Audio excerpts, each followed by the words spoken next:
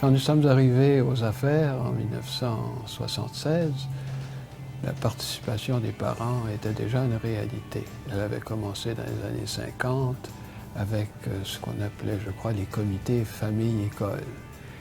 Mais il y avait des problèmes.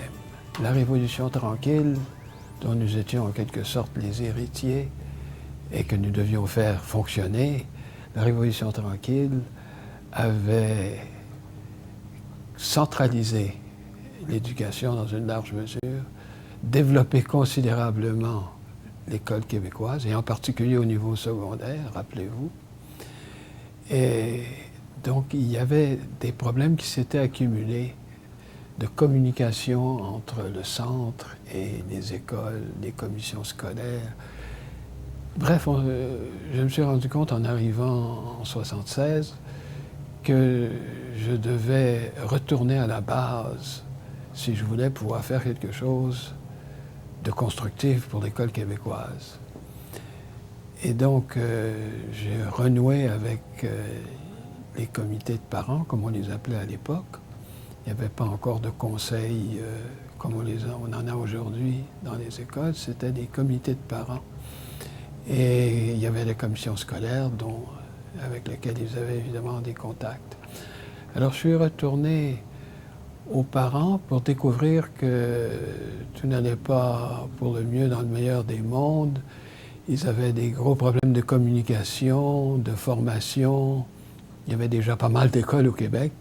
Il y avait des gros problèmes, notamment d'avoir un lieu dans lequel ils pourraient faire leur travail, communiquer avec toutes les écoles, les commissions scolaires. Et j'ai pu organiser ça à Jonquière, donner des bureaux à la Fédération à Jonquière, ce qui a donné un coup de pouce en l'année donc 76. Je me suis rendu compte aussi qu'il y avait un décalage. Le ministère ne savait pas trop ce qui se passait quelquefois dans le réseau. Et j'ai donc entrepris, avec l'appui du gouvernement et du premier ministre, j'ai donc entrepris la rédaction d'un livre vert.